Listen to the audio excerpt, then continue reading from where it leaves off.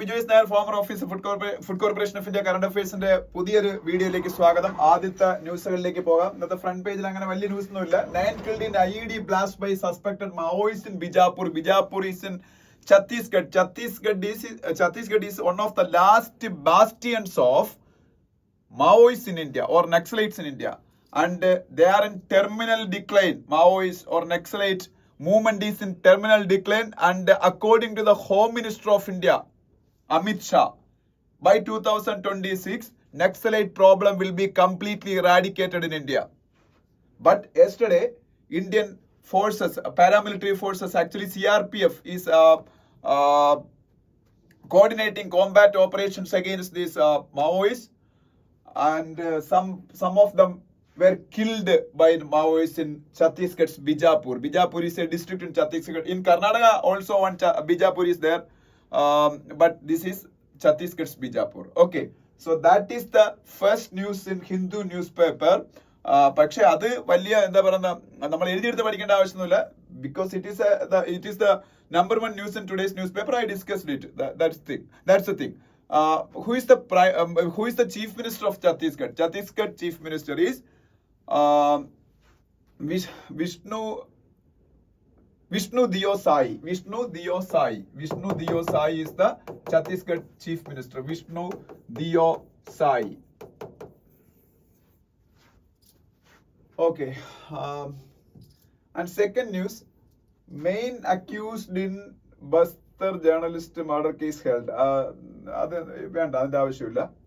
പിന്നെ JNK's addition to railway network monumental step എന്ന് പറഞ്ഞ പ്രൈം മിനിസ്റ്റർ സ്റ്റേറ്റ്മെന്റ് ഉണ്ട്. അതിന്റെ ബിഗ് ഒരു കവറേജ് അകത്തെ പേജിലുണ്ട്. അതിലേക്ക് പോകുമ്പോൾ നമുക്ക് അത് ഡിസ്കസ് ചെയ്യാം. ഓക്കെ, അത് പിന്നെ ഡിസ്കസ് ചെയ്യാം. This is today's Hindu newspaper's first editorial. TN governor walks out of assembly, alleges insult to national anthem. So the first editorial in today's Hindu newspaper is about this news that I will discuss when I go to the editorial page. And who is the governor of Tamil Nadu? R.N. Ravi, a former IPS officer. R.N. Ravi. Yesterday he walked out of Tamil Nadu assembly. As per the Constitution of India, it is customary to give an address to the Legislative Assembly by the governor. എപ്പോഴാണ്? First മീറ്റിംഗിൽ, ഇയറിലെ first മീറ്റിംഗിൽ. So it is January now. So ഈ വർഷത്തെ ആദ്യത്തെ meeting of Tamil Nadu Legislative Assembly started yesterday. So as per the Constitution of India, Governor of Tamil Nadu has to give a customary address. So for that thing, R.N. Ravi visited Tamil Nadu Legislative Assembly, but he walked out of Legislative Assembly because of the reluctance of Tamil Nadu Legislative Assembly Speaker to play national anthem in the beginning. അപ്പോൾ അതാണ് അദ്ദേഹം walkout ചെയ്യാനുള്ള reason. National anthem governor attend ചെയ്യുന്ന മീറ്റിംഗിന്റെ ഫസ്റ്റിലും അവസാനവും ചെയ്യണമെന്നുണ്ട്. പക്ഷെ ഞാൻ ഇതിന്റെ അകത്തെ പേജുകളിലേക്കൊക്കെ പോയപ്പോൾ അതിനെക്കുറിച്ചൊക്കെ ആർട്ടിക്കിളൊക്കെ അകത്തെ പേജിലുണ്ട്. അത് ഈ പറയുന്നത് അങ്ങനെ ചെയ്യാത്ത സ്റ്റേറ്റുകളുണ്ടെന്ന്. ഈവൻ നാഗാലാൻഡിലെ ഒരു ഫോമർ ഗവർണറാണ് R.N. Ravi. അദ്ദേഹം 2020 അങ്ങാണ്ട് അവിടുത്തെ ഗവർണർ ആവുന്നത് വരെയും നാഗാലാൻഡിൽ നാഷണൽ ആന്തമേ പ്ലേ ചെയ്യിക്കായിരുന്നു ഇല്ലെന്നാണ് പറയുന്നത്. പക്ഷേ when he became the governor of Nagaland, they started playing national anthem during functions attended by governor. പക്ഷെ തമിഴ്നാട്ടിലെ ഒരു കസ്റ്റം എന്ന് പറയുന്നത് അത് 1991 തൊട്ടാണ് സ്റ്റാർട്ട് ചെയ്തത്. അതുവരെ അങ്ങനെ നല്ലായിരുന്നു കസ്റ്റം. ഗവർണർ പങ്കെടുക്കുന്ന ചടങ്ങുകളിൽ ബിഗിനിങ്ങിലും എൻഡിലും നാഷണൽ ആന്തം പ്ലേ ചെയ്യിക്കുമായിരുന്നു. പക്ഷേ from 1991 onwards, the then government of Tamil Nadu under the chief ministership of Jayalalitha started playing Tamil something song. ഒരു തമിഴ് സോങ് ഉണ്ട്, അത് അവിടുത്തെ സ്റ്റേറ്റ് സോങ് അങ്ങോട്ടാണ്. അതാണ് ഫസ്റ്റിലെ പ്ലേ ചെയ്യുന്നത്. And in the end of the meeting national anthem will be played. അപ്പം അതാണ് ഇവർ ഇപ്പോഴത്തെ DMK ഗവൺമെന്റ് ഫോളോ ചെയ്തത്. ഗവർണർ ചെയ്ത തെറ്റാണ്. തമിഴ്നാട്ടിലെ കഴിഞ്ഞ 10-30 വർഷമായിട്ടുള്ള ഒരു ഇത് സിസ്റ്റം എന്ന് പറഞ്ഞാൽ തമിഴ് സ്റ്റേറ്റ് സോങ് ഫസ്റ്റിലെ പ്ലേ ചെയ്യിച്ചിട്ട് എൻഡിലെ നാഷണൽ ആന്തം പ്ലേ ചെയ്യിക്കുള്ളൂ. അതുകൊണ്ട് ഗവർണർ ചെയ്ത തെറ്റാണെന്നാണ് ഹിന്ദുവിന്റെ എഡിറ്റോറിയൽ എന്ന് പറയുന്നത്, അതിന്റെ content. Okay, anyways, this is the thing happened in Tamil Nadu Legislative Assembly yesterday. Here you can see the photo of R.N. Ravi, Tamil Nadu governor, and Tamil Nadu Chief Minister M.K. Stalin's photo is also there. Okay. ഇനി താഴോട്ട് വരുമ്പോൾ Bhopal waste disposal HC gives 6 weeks to MP government. അതിനെക്കുറിച്ച് ഞാൻ ഇന്നലെയൊക്കെ discuss ചെയ്താണ്. Bhopal gas ട്രാജഡിയുമായിട്ട് ബന്ധപ്പെട്ട waste disposal after 40 years അവിടെ ഇപ്പൊ കമന്റ്സ് ചെയ്തു. ബട്ട് പീതാംബൂർ എന്ന് പറഞ്ഞ സ്ഥലത്തേക്ക് അത് ട്രാൻസ്ഫർ ചെയ്യുന്നത്. But local people there is objecting the transferring of this industrial waste to their locality. അപ്പൊ അത് കൊണ്ട് അവിടുത്തെ ഗവൺമെന്റ് ആരാണ്? അവിടുത്തെ chief minister Mohan Yadav. Mohan Yadav is the chief minister of Madhya Pradesh government, and they approached Madhya Pradesh high court, and Madhya Pradesh high court gave Madhya Pradesh government 2 more weeks to convince the Pitambur residents before transferring this industrial waste to Pitambur. Appo adana vera news. HPMV infection not new, no cause for alarm. Center yesterday I spoke in detail about this thing, HPMV virus, HPMV human metapneumovirus. It is not a new virus.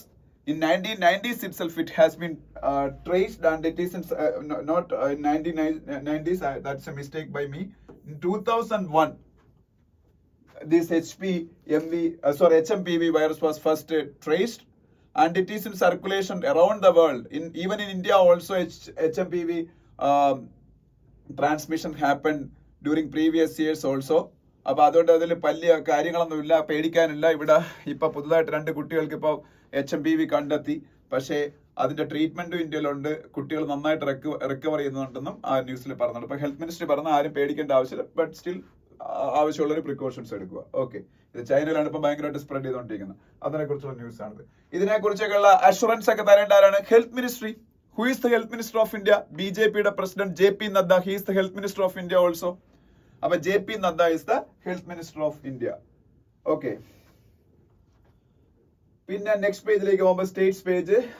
ജാർഖണ്ഡിൽ പുതുതായിട്ട് തുടങ്ങിയ ഒരു സ്കീമിനെ കുറിച്ചാണ്. മയ്യ സമ്മാൻ എന്ന് പറഞ്ഞ മയ്യ സമ്മാൻ യോജന. അത് അവിടുത്തെ സ്ത്രീകൾക്ക് പെർ മന്ത് 2500 rupees വരെ വച്ച് ക്യാഷ് ട്രാൻസ്ഫർ കൊടുക്കുന്ന ഒരു സ്കീമാണ്. സ്ത്രീകളുടെ അക്കൗണ്ടിലേക്ക്, അൺഎംപ്ലോയിഡ് ആയിട്ടുള്ള സ്ത്രീകളുടെ അക്കൗണ്ടിലേക്ക് 2500 rupees. ഇതിന് സമാനമായിട്ടുള്ള മഹാരാഷ്ട്രയിലെ സ്കീമാണ് ലാറ്റ്ലി ബഹൻ സ്കീം, അങ്ങനത്തെ ഒരു സ്കീം. ഇത് ജാർഖണ്ഡിലെ. Who is the chief minister of Jharkhand? This man is the chief minister of Jharkhand. ആരാണ്? Hemant Soren. Hemant Soren. And his party's name is JMM, Jharkhand Mukti Morcha. JMM, Jharkhand Mukti Morcha's leader Hemant Soren is the chief minister of Jharkhand. അല്ലെ? പിന്നെ അതേ ഉള്ളു അവിടെ. അതിനടുത്ത പേജിലേക്ക് പോകുമ്പോ highest hospital registrations under Ayushman scheme is in Uttar Pradesh. Highest hospital registrations under Ayushman scheme. What is Ayushman Bharat Yojana?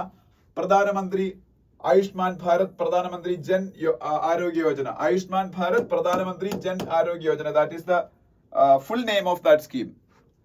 Alle Ayushman Bharat Pradhan Mantri Jan Arogya Yojana. People belong to BPL families will get an entitlement of 5 lakhs rupees under this health insurance program provided by Government of India. This is a health insurance program. This is the biggest government sponsored health insurance program in the world. This is the biggest government sponsored health insurance program in the world. So under Ayushman Bharat Pradhan Mantri Jan Arogya Yojana, Government of India will provide 5 lakhs rupees annual health insurance to people belong to BPL families. And if you are a member of APL family, then also you will get this insurance if you cross the age of 70. If you cross the age of 70, you will get the Pradhan Mantri Ayushman Bharat benefit irrespective of your income status. APL ആണോ BPL ആണോ എന്നൊന്നും consider ചെയ്യാതെ. അപ്പൊ എന്തായാലും largest hospital registrations ഇപ്പൊ ഇന്ത്യയിൽ UP അത് natural ആണ്. UP is the state having the maximum population in India. അപ്പൊ സ്വാഭാവികമായിട്ട് അങ്ങനെ സംഭവിക്കാതെ വലിയ കാര്യമൊന്നുമില്ല. Who is the chief minister of UP? Yogi Adityanath. Yogi Adityanath is the chief minister of UP. എന്നിട്ട് tigress found dead in Pench reserve എന്നൊരു news കാണാം. So ഈ പെഞ്ച് റിസർവ് എവിടെയെന്ന് പഠിച്ചേക്കണം. In newspaper, many tiger reserves, many zoological parks, അതിന്റെ എല്ലാത്തിന്റെയും പേരുകൾ ഇങ്ങനെ വന്നുകൊണ്ടിരിക്കും. So you should understand where it is located, in which state it is located. So Pench Tiger Reserve is in Madhya Pradesh. Pench Tiger Reserve is in Madhya Pradesh. അപ്പോൾ അത് പഠിക്കേണ്ട ചുമതല നിങ്ങളുടേതാണ്. അത് സ്റ്റാറ്റിക് ജികെയിലൊക്കെ ചോദിക്കും. പിന്നെ ഞാൻ ഫ്രണ്ട് പേജിൽ പറഞ്ഞ ന്യൂസ് അത് കുറച്ചുകൂടി ഡീറ്റെയിൽഡ് ആയിട്ട് ഇവിടെ ഉണ്ട്. അത് ഇനി അത് പറയേണ്ട ആവശ്യമില്ല. Union carbide waste disposal HC gives MP government 6 weeks എന്നൊരു ന്യൂസ്, അത് ഞാൻ പറഞ്ഞതാണ്. താഴോട്ട് വരുമ്പോ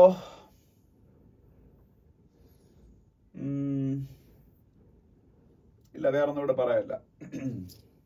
ഓക്കെ, നെക്സ്റ്റ് പേജിൽ പോകുമ്പോ ഇല്ല, ഈ പേജിലൊന്നും പറയാനില്ല. നമുക്ക് ഈ പേജിൽ നിന്നുള്ള ന്യൂസുകളുടെ ആവശ്യം നമുക്ക് വലുതായിട്ടില്ല. ഓക്കെ, അതിനടുത്ത പേജ് പോകുമ്പോൾ 2 എഡിറ്റോറിയൽസും വളരെ സിമ്പിൾ ആയിട്ടുള്ള 2 എഡിറ്റോറിയൽസ് ആണ്. First editorial is about contrived grievances എന്ന് പറയുന്ന എഡിറ്റോറിയലാണ്. This is about the reluctance of the Tamil Nadu governor RN Ravi to give a speech in the Tamil Nadu Legislative Assembly as per the Constitution of India. His reluctance was mainly due to the objection of Tamil Nadu Legislative Assembly Speaker to play national anthem in the beginning of the customary address of the governor to the Legislative Assembly. അപ്പം അതിൽ പ്രതിഷേധിച്ച് ഇത് against the constitution of India ആണെന്ന് പറഞ്ഞ് അദ്ദേഹം ഇറങ്ങിപ്പോയി. പക്ഷേ ഹിന്ദുവിൽ പറഞ്ഞേക്കുന്നത് തമിഴ്നാട്ടില് കഴിഞ്ഞ ഒരു 3 decades ആയിട്ടുള്ള tradition is to play Tamil Nadu state song. Tamil Nadu state സോങ്ങിന് ഒരു പേരുണ്ട്, ഇവിടെ ഉണ്ട്. നമ്മൾ അറിയുന്നത് വേണ്ട, ജസ്റ്റ് അറിഞ്ഞ വായിച്ച് നോക്കുമ്പോൾ എവിടെയെങ്കിലും കാണുന്നെങ്കിൽ നിങ്ങൾ നോക്കിക്കൊണ്ടാ മതിയല്ലോ. തമിഴ്നാട് സ്റ്റേറ്റ് സോങ് ഏതാണെന്നും നമ്മളോട് ചോദിക്കാൻ അതൊരു സാധ്യതയില്ല, എവിടെയോ ഉണ്ടത്. ഓക്കെ, തമിഴ്നാട് സ്റ്റേറ്റ് സോങ് ആണ് ആദ്യം പ്ലേ ചെയ്യിക്കുന്നത്. അത് കഴിഞ്ഞ് നാഷണൽ ആന്തം ഇൻ ദ എൻഡിലേ play ചെയ്യിക്കുള്ളൂ.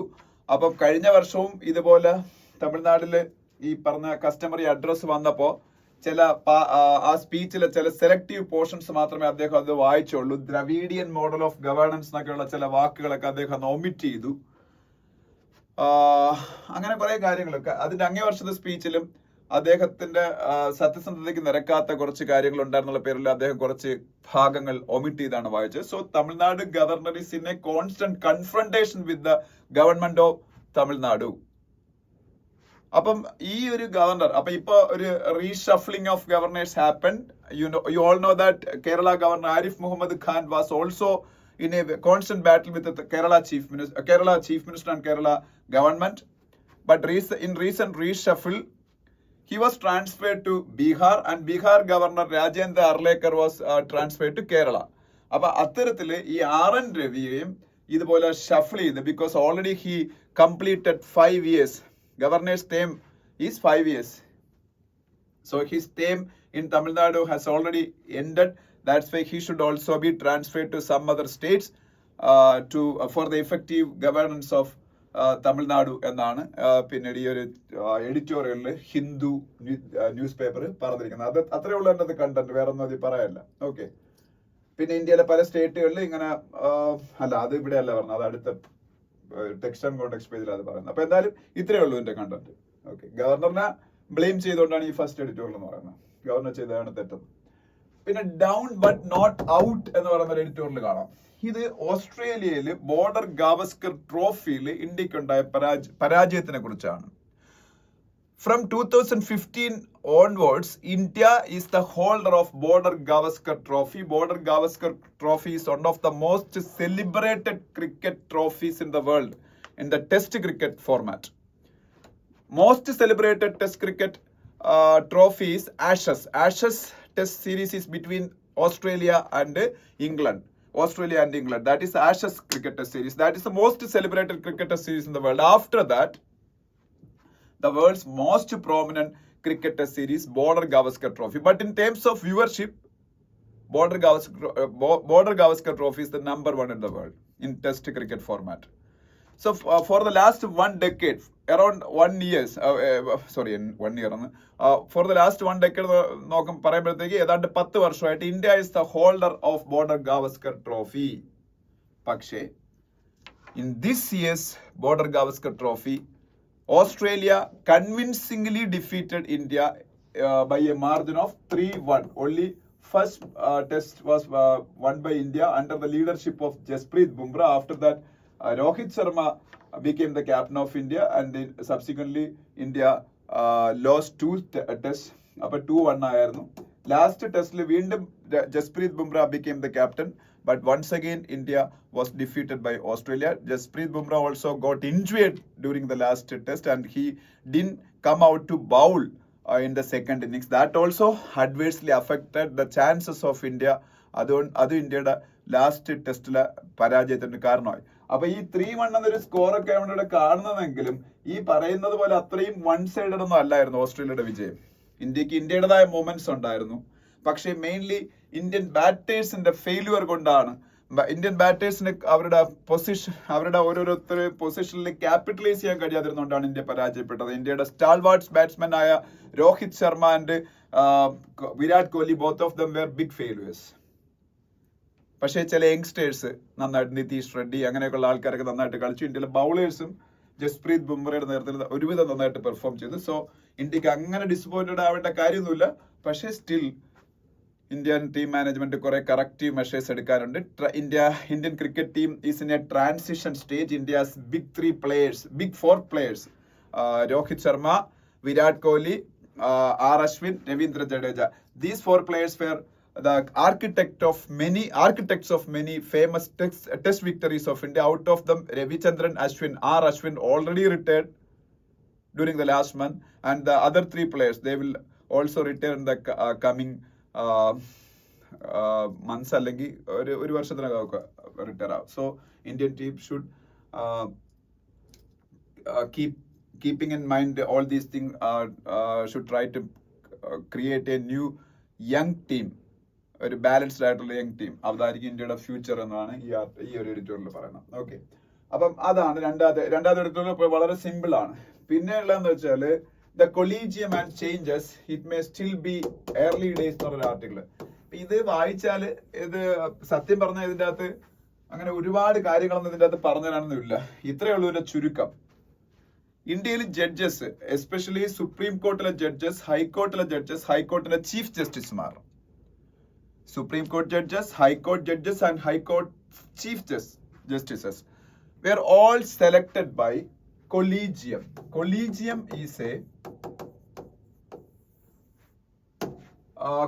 is led by Chief Justice of India, Sanjiv Khanna. ഇപ്പൊ സഞ്ജീവ് ഖന്നയാണ്. അത് ആരാണോ ചീഫ് ജസ്റ്റിസ് ഓഫ് ഇന്ത്യ അദ്ദേഹമാണ് കൊളീജിയം ലീഡ് ചെയ്യുന്നത്. And 4 other senior most judges will also be there from Supreme Court of India. So totally 5 judges will be there in the collegium. അപ്പൊ 5 ജഡ്ജിമാരാണ് കൊളീജിയത്തിലുള്ളത്. ഈ 5 ജഡ്ജിമാർ ചേർന്നാണ് ഈ മറ്റ് ജഡ്ജിമാരെ, ഈ പറഞ്ഞ സുപ്രീം കോടതിയിലെ ജഡ്ജിമാരെയും ഹൈക്കോർട്ട്സിലെ ജഡ്ജിമാരെയും ജസ്റ്റിസുമാരെയൊക്കെ തീരുമാനിക്കുന്നത്. So after consultations among the collegium members, the names cleared by this collegium will be recommended to Government of India for appointments in various high courts or Supreme Court. So Government of India will go through all those names and they will recommend those names to President of India. President of India will appoint the cleared names in various high courts or Supreme Court. അപ്പോൾ അതാണ് എൻ്റെ procedure. അപ്പോൾ ആദ്യം collegium കുറെ ആൾക്കാരെ interview ഒക്കെ ചെയ്തിട്ട്, അല്ലെങ്കിൽ അവർക്ക് ഇഷ്ടമുള്ള ആൾക്കാരെ അവർ സെലക്ട് ചെയ്യും. അവരുടെ കോമ്പിറ്റൻസിയുടെ ബേസിലാണെന്ന് പറഞ്ഞാൽ സെലക്ട് ചെയ്ത പേരുകൾ അവർ ആർക്ക് കൊടുക്കും? ഗവൺമെന്റ് ഓഫ് ഇന്ത്യയുടെ ലോ മിനിസ്ട്രിക്ക് കൊടുക്കും. Law ministry will verify those names and if the law ministry find that these men are competent enough to sit in the chair of judges, then they will recommend those names to President of India. President of India പിന്നെ അവർ appoint ചെയ്യും. ഇതാണ് procedure. പക്ഷെ ഇതൊരു completely opaque ആയിട്ടുള്ള പ്രൊസീജിയറാണ്. ലോകത്തൊരു പക്ഷേ പ്രധാനപ്പെട്ട രാജ്യങ്ങളിൽ നിന്ന് ഇല്ലാത്ത, യാതൊരു ട്രാൻസ്പെറൻസി ഇല്ലാത്ത ഒരു സംഭവം. കാരണം കുറച്ച് ജഡ്ജിമാർ ചേർന്നത് അവരുടെ കൂടെ വർക്ക് ചെയ്യേണ്ട ജഡ്ജിമാരെ തീരുമാനിക്കുന്നു. എന്തടിസ്ഥാനത്തിലാണെന്നോ, എന്താണ് ഒരു ജഡ്ജിക്ക് മുകളിൽ മറ്റൊരു ജഡ്ജിക്കുള്ള കോമ്പിറ്റൻസി എന്നോ എന്നും ചോദിക്കാനുള്ള ഒരു സംവിധാനം ഇതിൻ്റെ അകത്തില്ല. അപ്പൊ അതുകൊണ്ട് തന്നെ ഈ ഒരു സംവിധാനം തെറ്റാണെന്ന് പലപ്പോഴും പാർട്ടി ഭേദമന്യേ, irrespective of their political affiliations, all political leaders of India criticized this collegium system for selection of judges at various points of time. So Narendra Modi government in 2014 brought a new system in the Indian Parliament through an act. That act is known as NJAC Act. അതിൻ്റെ അകത്ത് ഇല്ല, അതൊന്നും ഇപ്പൊ ഇനി പഠിക്കും വേണ്ട, വെറുതെ പറഞ്ഞോളൂ. NJAC, national judicial appointments commission എന്നൊരു സംഭവം കൊണ്ടുവന്നു. India's all political party leaders supported that move, and even Congress, CPM, everybody voted in favor of NJAC Act in Indian Parliament, and that act was unanimously passed in Indian Parliament. അപ്പോൾ ഇത് collegium സിസ്റ്റത്തിന് replace ചെയ്തു. NJACയിൽ 6 members, out of them 3 members will be from Supreme Court of India, senior most judges of Supreme Court 3 പേര്, ബാക്കി 3 പേര് government of ഇന്ത്യയുടെ സൈഡിൽ നിന്ന്. അങ്ങനെയായിരുന്നു ഈ സംഭവം. പക്ഷെ ആന്റി കോൺസ്റ്റിറ്റ്യൂഷണൽ എന്ന് പറഞ്ഞ് സുപ്രീം കോർട്ട് പിന്നെ അത് സ്ട്രൈക്ക് ഡൗൺ ചെയ്തു. So there is no NJAC right now. Now the collegium system is still existing and they are selecting the judges. അപ്പം അത് നീ പറയുന്നത് ഞാൻ പറഞ്ഞേ ഉള്ളൂ. അപ്പൊ ഈ കൊളീജിയം സിസ്റ്റത്തിന്റെ കുറെ പോരായ്മകളൊക്കെയാണ് ഇതിന്റെ അകത്തും പറഞ്ഞേക്കുന്നത്. ഓക്കെ, പിന്നെ എൻഹാൻസിങ് ഗവേണൻസ് ദ ഡിജിറ്റൽ വേ എന്ന് പറഞ്ഞൊരു ആർട്ടിക്കിൾ കാണാം. ഇത് ഇന്ത്യയിലെ ഡിജിറ്റൽ ഗവേണൻസ് എന്ന് പറയുന്ന ഒരു സംഭവത്തിനെ കുറിച്ചുള്ള ആർട്ടിക്കിളാണ്. അതായത് ഗവേണൻസ് ത്രൂ ഈ ഡിജിറ്റൽ ഇന്ത്യ എന്നൊക്കെ പറഞ്ഞ പരിപാടിയില്ലേ, ഡിജിറ്റൽ ഇന്ത്യ. ഗവേണൻസ് നമ്മളുടെ അടുത്തേക്ക് ഡിജിറ്റൽ മീൻസ് വഴി എത്തിക്കാൻ വേണ്ടിയിട്ടാണ് ഈ ഡിജിറ്റൽ ഇന്ത്യ എന്ന് പറഞ്ഞൊരു സംഭവമൊക്കെ ഇന്ത്യ ഗവൺമെന്റ് നടപ്പാക്കുന്നത്. അപ്പൊ അതിന്റെ ഭാഗമായിട്ട് ഗവൺമെന്റ് കുറെ കാര്യങ്ങൾ ചെയ്യുന്നുണ്ട്. അപ്പൊ ഇന്ത്യയിലെ എംപ്ലോയീസിനെ എല്ലാം ആദ്യമേ ഡിജിറ്റൽ ലിറ്ററസി ഉള്ളവരാക്കി മാറ്റണം, എന്നാലല്ലേ അവർക്ക് ജനങ്ങൾക്ക് ഡിജിറ്റൽ മോഡ് ഓഫ് ഗവേണൻസ് കൊടുക്കാൻ പറ്റൂ. അപ്പൊ അതിനു വേണ്ടിയിട്ടുള്ള ട്രെയിനിങ് മെത്തേഡ്സും എല്ലാം ഗവൺമെന്റ് പിന്നീട് കൊണ്ടുവന്നിട്ടുണ്ട്. ഐ ഗോട്ട് കർമ്മയോഗി എന്ന് പറഞ്ഞൊരു സംഭവമുണ്ട്, കർമ്മയോഗി. അതുവഴി ഗവൺമെന്റ് ഓഫ് ഇന്ത്യ ഈ ഒരു പ്ലാറ്റ്ഫോം ഉപയോഗപ്പെടുത്തിക്കൊണ്ട് അവരുടെ എംപ്ലോയീസിന് ഡിജിറ്റൽ മീൻസ് ഓഫ് ഗവേണൻസ് കൊടുക്കാൻ വേണ്ടിയുള്ള ട്രെയിനിങ് കൊടുക്കുന്നുണ്ട്. പിന്നെ ഈ ഓഫീസ് ഇനിഷ്യേറ്റീവ് എന്ന് പറഞ്ഞൊരു ഇനിഷ്യേറ്റീവ് വഴി ഇന്ത്യയിലെ ഫയൽ ഹാൻഡ്ലിംഗ് എല്ലാം പിന്നീട് ഡിജിറ്റൽ മീൻസിലാക്കിക്കൊണ്ടിരിക്കുകയാണ്. പിന്നെ ഗവൺമെന്റിന് ആവശ്യമുള്ള സാധനങ്ങളെല്ലാം പ്രൊക്യൂർ ചെയ്യാൻ വേണ്ടി ജെം എന്ന് പറഞ്ഞൊരു ഈ മാർക്കറ്റ് പ്ലേസ് കൊണ്ടുവന്നു. അങ്ങനെ പല രീതിയിലും. പക്ഷെ ഇങ്ങനെ കൊണ്ടുവരുമ്പോഴും ഇന്ത്യയിലെ എംപ്ലോയീസിൽ ഒരു വിഭാഗം ഈ ഡിജിറ്റൽ മോഡ് ഓഫ് ഗവേണൻസിൽ പെട്ടെന്ന് അവർ എക്സ്പെർട്ടൈസ് ഉള്ളവരായിട്ട് മാറും. പക്ഷെ ഒരു വിഭാഗം ആൾക്കാർക്ക് ലാക്ക് ഓഫ് നോളജ് കൊണ്ടോ എന്തെങ്കിലുമോ കൊണ്ട് ഈ പറഞ്ഞ ഒരു രീതിയിലേക്ക് മാറുന്നതിന് ബുദ്ധിമുട്ട് കാണും. അപ്പൊ അങ്ങനെയുള്ള ആൾക്കാർക്ക് കണ്ടിന്യൂസ് ട്രെയിനിങ് കൊടുക്കണം. അപ്പൊ അവർക്ക് വീണ്ടും ട്രെയിനിങ്ങിന്റെ ആവശ്യം വരും, അല്ലെങ്കിൽ അവര് ലെഫ്റ്റ് ഔട്ട് ആയി പോകും ഈ ഒരു സിസ്റ്റം. അപ്പൊ ഈ എംപ്ലോയീസിന്റെ കാര്യം രീതി പറയുന്നു. അപ്പൊ അങ്ങനെയുള്ള ചലഞ്ചസുണ്ട്. പിന്നെ ഇതിനകത്ത് ഒരു കാര്യം എന്ന് വെച്ചാൽ പിന്നെ ഈ ഡിജിറ്റൽ ഡിവൈഡ് എന്നുള്ളൊരു പ്രശ്നമുണ്ട്. ഇപ്പൊ ഇന്ത്യ മുഴുവനും ഈ ഡിജിറ്റൽ ഗവേണൻസ് കൊണ്ടുവരണേ എന്ത് സംഭവിക്കും? ഇന്ത്യ മുഴുവനും ബ്രോഡ്ബാൻഡ് കണക്ടിവിറ്റി വേണം, ഇന്റർനെറ്റ് കണക്ടിവിറ്റി വേണം. In some parts of India there is no optical fibre network, there is no broadband connectivity, there is no internet connectivity, so there is a digital divide. So if the government sincerely wants to take the governance through digital means to the masses, then the government should try to bridge the gap. That what gap? Digital divide. അത് through interventions. ഇല്ലാത്ത സ്ഥലങ്ങളിലെല്ലാം optical fibre network കൊടുത്താലേ digital divide പിന്നീട് bridge ചെയ്യാൻ പറ്റൂ. അപ്പൊ അതിനെ കുറിച്ച് നീ പറയുന്നുണ്ട്. പിന്നെ സൈബർ സെക്യൂരിറ്റി ഇഷ്യൂസ്. ഒരു ബേസിക് നോളജ് മാത്രമുള്ള ആൾക്കാർ ഡിജിറ്റൽ ഗവേണൻസ് ആയിട്ട് മുമ്പോട്ട് പോകുമ്പോൾ സൈബർ സെക്യൂരിറ്റി വലിയ പ്രോബ്ലമാണ്. ഗവേണൻസ് എന്ന് പറയുമ്പോൾ ഗവൺമെന്റിന്റെ ഡേറ്റയൊക്കെ ആയിരിക്കും കംപ്ലീറ്റ് ഈ ഡിജിറ്റൽ മോഡിൽ കിടക്കുന്നത്. അപ്പൊ ഇത് സൈബർ സെക്യൂരിറ്റി മെഷേഴ്സ് വളരെ സ്ട്രോങ് ആയിട്ടുള്ളത് എടുത്തില്ല എന്നുണ്ടെങ്കിൽ ഇന്ത്യയുടെ ഗവൺമെന്റിന്റെ ഡേറ്റാസ് ഒക്കെ ഹാക്കർമാർ ചോർത്തിക്കൊണ്ടുപോകാൻ സാധ്യതയുണ്ട്. സോ സൈബർ സെക്യൂരിറ്റി അനദർ ഒരു ചലഞ്ചാണ്. പിന്നെ ഞാൻ നേരത്തെ പറഞ്ഞ കണ്ടിന്യൂസ് ലേണിംഗ്. നമ്മളെ എംപ്ലോയീസ് പുതിയ ടെക്നോളജിക്കൽ ഇന്നോവേഷൻസിനെ കുറിച്ച് കണ്ടിന്യൂസ് ആയിട്ട് ലേൺ ചെയ്തുകൊണ്ടേയിരിക്കണം, അവർക്ക് അതിനുള്ള ട്രെയിനിങ് കൊടുത്തുകൊണ്ടേയിരിക്കണം. അപ്പൊ അതെല്ലാം ഒരുമിച്ച് വന്നാലേ ഇന്ത്യക്ക് ഒരു ഡിജിറ്റൽ സൂപ്പർ പവർ ആയിക്കൊണ്ട് ഇന്ത്യയുടെ governance through digital means completely ആക്കാൻ പറ്റൂ. ഈ പറഞ്ഞ ഡിജിറ്റൽ ഇന്ത്യ എന്ന് പറയുന്ന കോൺസെപ്റ്റ് ഒക്കെ കംപ്ലീറ്റ് ആവുകയും ചെയ്യുള്ളൂ. അതാ ഈ ആർട്ടിക്കിൾ പറയാം. പിന്നെ ഞാൻ ഇതാ പറഞ്ഞ decoding the national anthem controversy എന്ന് പറഞ്ഞ ആർട്ടിക്കിളിന്റെ അകത്ത് ഈ എപ്പോഴൊക്കെയാണ് നാഷണൽ ആന്തം പാടേണ്ടതെന്നൊക്കെ പറഞ്ഞു. നാഷണൽ ആന്തം ആക്ച്വലി ഗവർണർ പങ്കെടുക്കുന്ന പ്രോഗ്രാമിൽ ആദ്യം അവസാനം പാടണം, അത് ഇതിൽ പറയുന്നുണ്ട്. പക്ഷെ ഇന്ത്യയിലെ പല സ്റ്റേറ്റുകളും ആ ട്രഡീഷനിൽ നിന്ന് മാറി സഞ്ചരിക്കുന്നവരുണ്ട്. നാഗാലാൻഡിന്റെ കാര്യമൊക്കെ ഇത് പറഞ്ഞു. പക്ഷെ നാഗാലാൻഡ് അപ് ടു 2021 വരെയാണ് അങ്ങനെയായിരുന്നു. When R N Ravi, the same man that Tamil Nadu chief minister was formerly the governor of Nagaland, when he became the governor of Nagaland 2021, they started rendering of national anthem in the beginning and at the end of governor's functions. അപ്പം അവരെ കൊണ്ടും അത് ഇങ്ങനെ ചെയ്യിച്ചിട്ടുണ്ട്. പക്ഷെ തമിഴ്നാട്ടിൽ ഇങ്ങനെയാണ് ഇപ്പൊ നടന്നുകൊണ്ടിരിക്കുന്നത്. പക്ഷെ ഇന്ത്യയുടെ കോൺസ്റ്റിറ്റ്യൂഷൻ എന്ത് പറയുന്നു വെച്ചാല്, കോൺസ്റ്റിറ്റ്യൂഷന്റെ ഫണ്ടമെന്റൽ ഡ്യൂട്ടീസിന്റെ അകത്ത് അത് പറയുന്നത്. ഫണ്ടമെന്റൽ ഡ്യൂട്ടീസ് ആർട്ടിക്കിൾ 51A അല്ലേ? ഫണ്ടമെന്റൽ ഡ്യൂട്ടീസ് എന്ന് പറഞ്ഞാൽ ഇന്ത്യൻ കോൺസ്റ്റിറ്റ്യൂഷൻ ആർട്ടിക്കിൾ 51A ആണ്. അതിന്റെ അകത്ത് 11 ഫണ്ടമെന്റൽ ഡ്യൂട്ടീസ് പറഞ്ഞിട്ടുണ്ട്. അതിൽ ഫസ്റ്റ് ഡ്യൂട്ടിയാണ് 51A എന്ന് പറയുന്നത്. 51A capital small. അപ്പൊ അതിൽ പറഞ്ഞു വെച്ചാല്, it shall be the duty of every citizen of India to abide by the constitution and respect its ideals and institutions. The national flag ആണ് the national anthem. അപ്പൊ നമ്മളുടെ fundamental ഡ്യൂട്ടിയാണ് national ആന്തത്തിനെ respect ചെയ്യുക എന്നുള്ളത്. അപ്പം അതാണ് നമ്മുടെ കോൺസ്റ്റിറ്റ്യൂഷൻ പറയുന്നത്. എവിടെയാണ് പറയുന്നത്? ഫണ്ടമെന്റൽ ഡ്യൂട്ടിക്കകത്ത്. ഫണ്ടമെന്റൽ ഡ്യൂട്ടിക്കകത്ത് 11 ഫണ്ടമെന്റൽ ഡ്യൂട്ടീസ് ഉണ്ട്. അതിൽ ഫസ്റ്റ് തന്നെ നാഷണൽ ആന്തത്തിനെ റെസ്പെക്ട് ചെയ്യണമെന്നാണ്. അപ്പൊ അതൊക്കെ ഇവിടെ ഈ ഒരു ആർട്ടിക്കിളിൽ പറയുന്നുണ്ട്. വേണമെങ്കിൽ വായിച്ചു നോക്കുക. ഇപ്പൊ നാഷണൽ ആന്തം എവിടെയൊക്കെ എപ്പോഴൊക്കെയാണ് വായിക്കേണ്ടത്, അല്ല കേൾപ്പിക്കേണ്ടതെന്നും, പ്രസിഡന്റ് പങ്കെടുക്കുന്ന ഫംഗ്ഷനിൽ ആദ്യം അവസാനം പാടിയേ പറ്റൂ. അതങ്ങനെയാണ്. ഗവർണർ പങ്കെടുക്കുന്ന ഫംഗ്ഷനിൽ ആക്ച്വലി അങ്ങനെയാണ് എന്നാണ് ഇത് വായിച്ചപ്പോൾ എനിക്ക് മനസ്സിലായത്.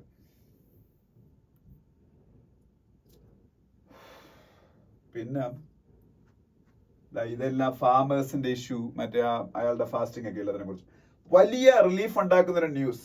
Yemen embassy in India stated that there is no sanction given for death sentence of this woman, Nimisha Priya, Malayali nurse. Actually, recently, day before yesterday, one newspaper news came. Not one newspaper news. Almost all the medias reported like that only. Nimisha Priya's death sentence was accepted by the president of Yemen, ruler of Yemen, and her sentence will be taking place within 1 month. Appa India acted swiftly and India contacted Iran, and Iran assured all kinds of supports to India because Yemen, especially capital area of Yemen's capital is Sana'a, and that area is being controlled by the Houthi rebels. This Houthi rebels is a proxy of Iran. Iran is the biggest backers of Houthi rebels, and if Iran says something to Houthis, then definitely they will listen to it because they are giving them financial support, everything. So India's Iran is a close friend of India, and India directly contacted Iranian leadership, and they gave full assurance to India that they will give all support to India for freeing this woman. And freeing this woman എന്ന് പറഞ്ഞില്ല, അവർക്കുള്ള legal സംഭവങ്ങളല്ല, free ചെയ്യിക്കാൻ പറ്റുമെന്ന് പറയാൻ പറ്റില്ല വേറെ രാജ്യത്തിന്റെ കാര്യത്തിൽ. അപ്പം എന്തായാലും ഇറാൻ അവരുടെ ഇൻഫ്ലുവൻസ് ഉപയോഗിച്ച് ഇവരെ ഫ്രീ ചെയ്യിക്കുമെന്ന് നമുക്ക് പ്രതീക്ഷിക്കാം. അപ്പൊ എന്തായാലും അവരെ എക്സിക്യൂട്ട് ചെയ്യാനുള്ള സാങ്ഷൻ ഒന്നും കൊടുത്തിട്ടില്ലെന്നാണ് പിന്നീട് യമൻ എംബസി പറഞ്ഞേക്കുന്നത്. അതൊരു നല്ല ന്യൂസാണ്.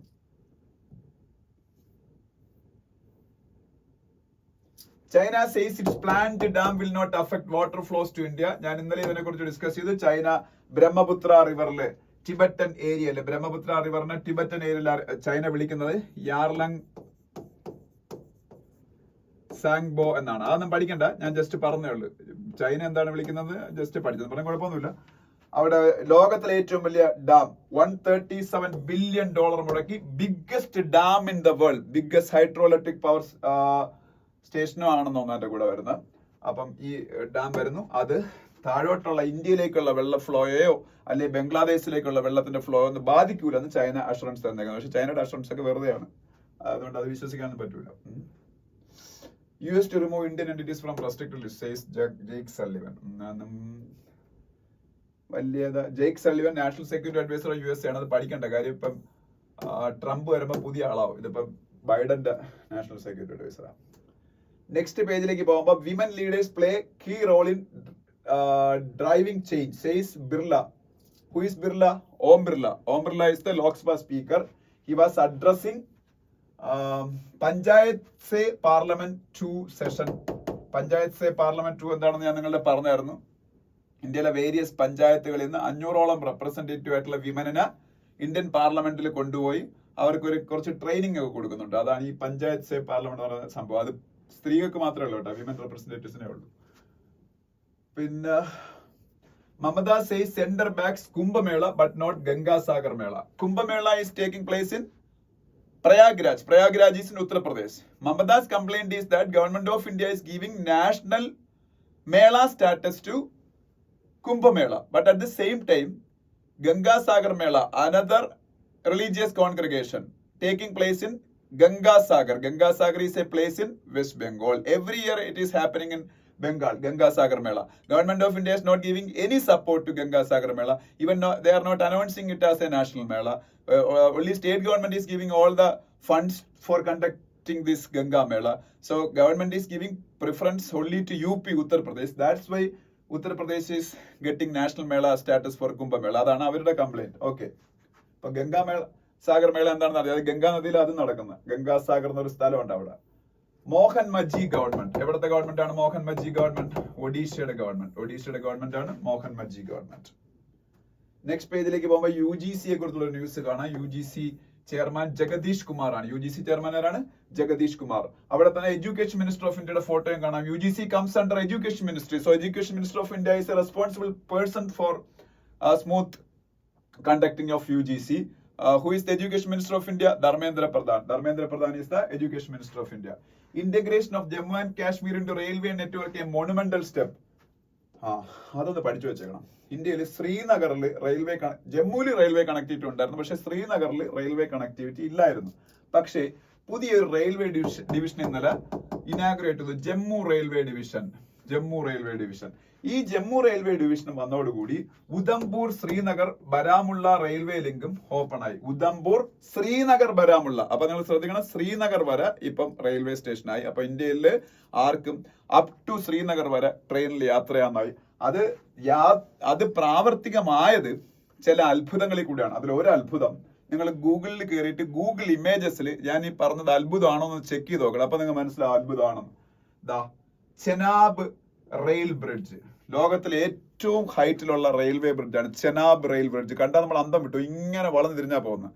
അതായത് നമ്മളെ ഈഫൽ ടവറിനെക്കാളും ഹൈറ്റിലാണ് ഈ ചെനാബ് റെയിൽ ബ്രിഡ്ജ്. അതുപോലെ ഈ അഞ്ചി ഖാദ് കേബിൾ സ്റ്റേഡ് ബ്രിഡ്ജ് എന്നൊരു സംഭവം, അതൊരു കേബിളിൽ നിൽക്കുന്നത്. അത് ലോകത്തിലെ ഏറ്റവും ഹൈറ്റ് കൂടിയ കേബിൾ സ്റ്റേഡ് ബ്രിഡ്ജ് കണ്ടാണ് Anji Khad cable stayed bridge. അതൊന്നും ചെക്ക് ചെയ്തോളാം, എനിക്ക് ഉറപ്പില്ല ലോകത്തിലെയാണെന്നൊന്നും. പക്ഷെ this is also an architectural wonder, അല്ലെങ്കിൽ engineering marvel. Anji Khad cable stayed bridge and also Chenab rail bridge. These two things are engineering marvels. So അത്തരത്തിലുള്ള എഞ്ചിനീയറിംഗ് മാർവൽസ് കൂടിയാണ് ഉധംപൂർ ശ്രീനഗർ ബരാമുള്ള റെയിൽവേ ലിങ്ക് യാഥാർത്ഥ്യമായത്. അതോടുകൂടി Kashmir also became a part of India's rail map. Kashmir മുമ്പ് rail മാപ്പിന്റെ ഭാഗം അല്ലായിരുന്നു, ജമ്മു വരെ ഉള്ളായിരുന്നു. ഓക്കെ, അതാണ് മോദി പറഞ്ഞേക്കുന്നത്. അദ്ദേഹം ഇനാഗുറേറ്റ് ചെയ്തത്. പിന്നെ കാസിരംഗ നാഷണൽ പാർക്കിന്റെ പേര് ഇവിടെ കാണാം. Kaziranga national park. Where it is located? Kasiranga National Park is in Assam. I told you already, if you are finding any national park's name in the newspaper, then definitely you should find out where it is located, in which state it is located. So Kasiranga National Park is in Assam. It is famous for one-horned rhinos. One-horned rhinos. അതിന്റെ habitat ആണ് ഇതെന്ന് പറയുന്നത്. Okay, പിന്നെ വളരെ വലിയൊരു achievement ഇന്ത്യയുടെ ISROയുടെ നമ്മളെ തിരുവനന്തപുരത്തുള്ള VSSC ഡെവലപ്പ് ചെയ്ത ക്രോപ്സ് എന്ന് പറയുന്ന ഒരു സംഭവമുണ്ട്. Crops, CROPS. അത് ആക്ച്വലി ഒരു അബ്രിവേഷൻ ആണ്, അതിന്റെ എക്സ്പാൻഷൻ കാണാൻ പഠിക്കേണ്ട. ക്രോപ്സ് ഇത് ഇപ്പം ഇവിടെ നിന്ന് ലോഞ്ച് ചെയ്ത PSLV C60 കൊണ്ടുപോയ ഒരു സാധനമാണ് ക്രോപ്സ്. ഈ ക്രോപ്സിന്റെ അകത്ത് 8 പയർ വിത്തുകൾ ഉണ്ടായിരുന്നു. 8 പയർ വിത്തുകൾ, അതിൽ 4 എണ്ണം മുളച്ചത് 2 ഇല വീതം വന്നു. അത് ISROയുടെ ഒരു പരീക്ഷണമായിരുന്നു. അവിടെ വെച്ച് മുളപ്പിക്കുക കൺട്രോൾഡ് ടെമ്പറേച്ചറിൽ 0 മൈക്രോ ഗ്രാവിറ്റിയിൽ. That has been achieved by ISRO. So ISRO got a tremendous success. അത് എന്തിനെന്ന് വെച്ചാൽ വേറെ ഒന്നുമല്ല, ഇന്റർപ്ലാനറ്ററി മിഷൻസിനും മറ്റ് ഹ്യൂമൻ മിഷൻസിലും ഒക്കെ ഈ ഭാവിയിൽ നമുക്ക് ചിലപ്പം ഈ ഇത്തരത്തിലുള്ള പരീക്ഷണങ്ങൾ ഉപകരിച്ച് എങ്ങനെയാണ് ഈ പറഞ്ഞ പ്ലാന്റുകളുടെ വളർച്ചയൊക്കെ അവിടെ നടക്കുന്നതെന്നൊക്കെ നോക്കിയാൽ നമുക്കൊരു പക്ഷേ ഈ കാലങ്ങളോളം അവിടെ ജീവിക്കേണ്ടി വരുന്ന ആൾക്കാർ കാണും. ചിലപ്പോൾ നമ്മളുടെ ഹ്യൂമൻ സ്പേസ് ഫ്ലൈറ്റിലൊക്കെ പോകുന്ന ആൾക്കാർ. അപ്പോൾ അവർക്ക് ഒരുപാട് ഭക്ഷണമൊന്നും കൊണ്ട് അവിടെ പോകേണ്ട ആവശ്യമില്ല, വേണമെങ്കിൽ മുളപ്പിച്ച് വേണമെങ്കിൽ അവർ കഴിക്കാൻ പറ്റും. ഇത് ഞാൻ ഒരു എക്സാമ്പിൾ പറഞ്ഞാൽ ഇതുപോലെ ഒരുപാട് ഗുണങ്ങളുണ്ട്. ചിലപ്പോൾ അവിടെ കൃഷി നടത്താൻ പറ്റും ഭാവിയിൽ. അപ്പൊ അതിനൊക്കെ വേണ്ടിയിട്ട് ഉള്ളൊരു പരീക്ഷണമാണ് നടത്തിയ ഇതാണായിരുന്നു ഇൻസ്ട്രുമെന്റ് ക്രോപ്സ്. ഇത് ഡെവലപ്പ് ചെയ്ത് VSSC ആണ്, നമ്മളുടെ കേരളത്തിലെ VSSC. പിന്നെ അത്രയൊക്കെ അവിടെ പറയുള്ളൂ. അതിനടുത്ത പേജ് ഇപ്പൊ services rebounded to 4-month high in December. Service ഞാൻ ഇന്നലെ കഴിഞ്ഞ ദിവസങ്ങളിൽ പറഞ്ഞു PMI പർച്ചേസിംഗ് മാനേജേഴ്സ് ഇൻഡെക്സ് എന്ന് പറഞ്ഞ പ്രൈവറ്റ് ഇൻഡെക്സ് ഉണ്ട്. This is representing the industrial growth rate of India every month. Industrial growth rate of India. Hello എത്തിയോ? ശരി എത്തിയോ? ഓക്കെ ശരി. Every month, India's industrial growth rate is tracked by this PMI, Purchasing Managers Index. Purchasing Managers Index എന്ന് പറയുന്ന ഒരു private index ആണ്. HSBC ആണ് ഇത് റിലീസ് ചെയ്യുന്നത്, HSBC ബാങ്ക്. അപ്പൊ അതിന്റെ മാനുഫാക്ചറിംഗ് ബേസ്ഡ് ആയിട്ടുള്ള PMI ഇൻഡെക്സും ഉണ്ട്, സർവീസ് ബേസ്ഡ് ആയിട്ടുള്ള PMI ഇൻഡെക്സും ഉണ്ട്. ഈ സർവീസ് ബേസ്ഡ് PMI ഇൻഡെക്സ് വലിയ ഗ്രോത്ത് ആണ് ഇപ്പം കാഴ്ചവെച്ചേക്കുന്നത്. അതൊന്നും പഠിക്കണ്ട. PMI എന്താണെന്ന് പറഞ്ഞത് ജസ്റ്റ് പർച്ചേസിംഗ് മാനേജേഴ്സ് ഇൻഡെക്സ്. പിന്നെ MSP മിനിമം സപ്പോർട്ട് പ്രൈസ്, അങ്ങനെയുള്ള കാര്യങ്ങൾ ഇവിടെ കാണാം. NCLAT national company law appellate tribunal. NCLAT national company law appellate tribunal അതൊരു കോർട്ടാണ്. പിന്നെ ഇൻഫ്ലേഷനെ കുറിച്ചൊരു ന്യൂസ് കാണാം. അതിന്റെ ഡേറ്റ ഇപ്പോൾ ഉടനെ വരും. അപ്പൊ ന്യൂസ് പേപ്പറിൽ വരും പ്രോമിനന്റ് ആയിട്ട്. അപ്പൊ ആ സമയത്ത് നമുക്ക് ഡിസ്കസ് ചെയ്യാം. ഇൻഫ്ലേഷൻ മെയിൻലി റീറ്റെയിൽ ഇൻഫ്ലേഷൻ, അതാണ് നമ്മുടെ കൺസേൺ എന്ന് പറഞ്ഞത്. RBIയുടെ ഒക്കെ concern is retail inflation. That is directly affecting the common man. That's why RBI is very much interested in taming that retail inflation. Retail inflation is being calculated by CPI, Consumer Price Index. Okay. അപ്പോൾ അത് നമുക്ക് detail ആയിട്ട് പിന്നെ നോക്കാം. അതിന്റെ data വരട്ടെ. Trudeau ക്യൂട്സ്, അതാണ് ഏറ്റവും വലിയ ന്യൂസ്. ഇന്ത്യക്ക് ഏറ്റവും കൂടുതൽ ഇറിറ്റേഷൻ ഉണ്ടാക്കിയ ഒരു മന്ദബുദ്ധിയായ പ്രധാനമന്ത്രിയായിരുന്നു ജസ്റ്റിൻ ട്രൂഡോ. അപ്പം without any evidence he targeted India for the killing of Nijjar, a Khalistani terrorist, and his actions was actually ഒരുപാട് പ്രോബ്ലംസ് ക്രിയേറ്റ് ചെയ്ത് കാനഡ റിലേഷൻഷിപ്പിൽ. But yesterday he resign from the prime ministership of Canada, Justin Trudeau. ആ പേരിനി പഠിക്കേണ്ട, because he's just an acting prime minister ഉണ്ടാവും. ഇപ്പം resign ചെയ്തെങ്കിലും പുതിയൊരാൾ വരുന്നവരെ തുടരാൻ പറഞ്ഞു. പിന്നെ ഗോൾഡൻ ഗ്ലോബ് അവാർഡ് ഏത് ഫീൽഡിൽ കൊടുക്കുന്നതാണെന്ന് അറിയിക്കണം. സിനിമയാണ്. സിനിമയ്ക്ക് കൊടുക്കുന്ന ഹോളിവുഡ് സിനിമകൾക്കൊക്കെ ഈ ഓസ്കാർ അവാർഡൊക്കെ കൊടുക്കുന്നതിന് മുമ്പായിട്ട് ആദ്യം കൊടുക്കുന്ന ഒരു അവാർഡാണ് ഗോൾഡൻ ഗ്ലോബ് അവാർഡ്.